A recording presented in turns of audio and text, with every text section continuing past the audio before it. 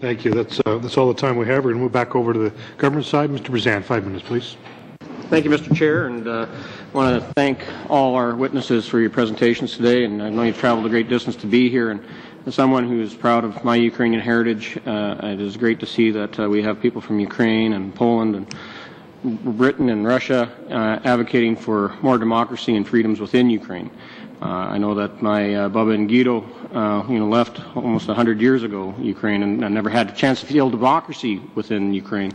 They came to Canada to get that, and I know that they're, as my family, quite proud that there's actually one of the family in Parliament here in Canada today.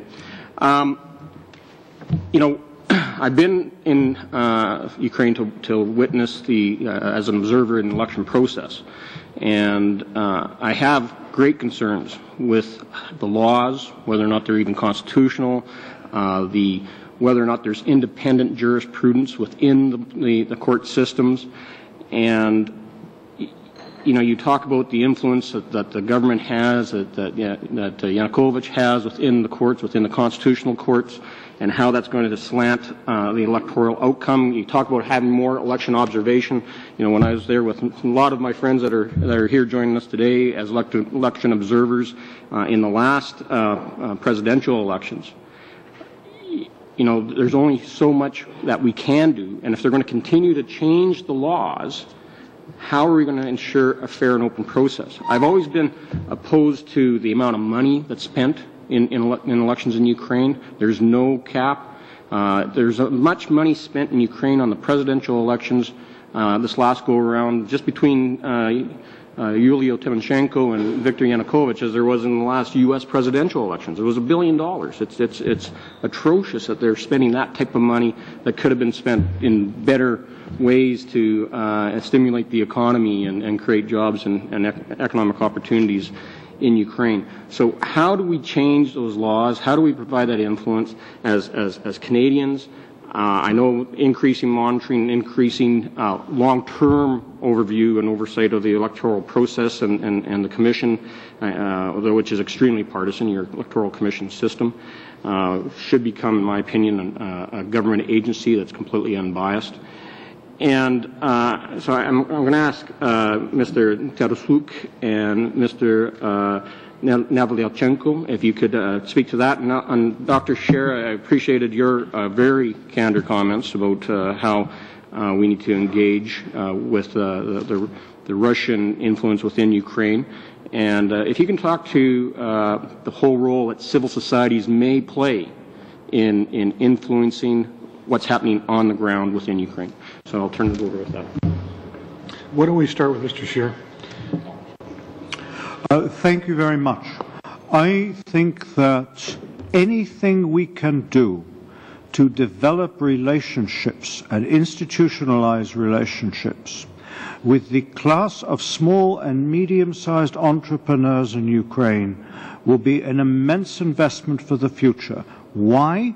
Because that group of people are the best place to have a direct, tangible interest in seeing European standards advance in that country. We all know many representatives from that group who sincerely would give up 40% of their income or 50% not to live in a country where every single week they are being intimidated, pressured and harassed by somebody else. And that combination is needed. I think the effects, the efforts which will be most rewarding will be those that respond to direct interests of people in the country and which are not purely ecumenical. And there's very little, sadly, that is being done in this area. This group of people, as yet, have very little political self-awareness. And I think that is where a new generation of leaders might emerge. Thank you. Thank you. And I'm sorry, we're not going to have time for both. So, Mr. Nalic, who wants to go? Mr. Nalic, sure. Thank you.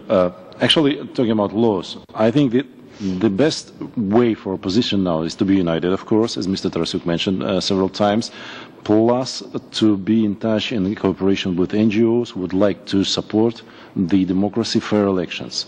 This year, for sure, for 100%, we know we should support them, they'll support us during the elections.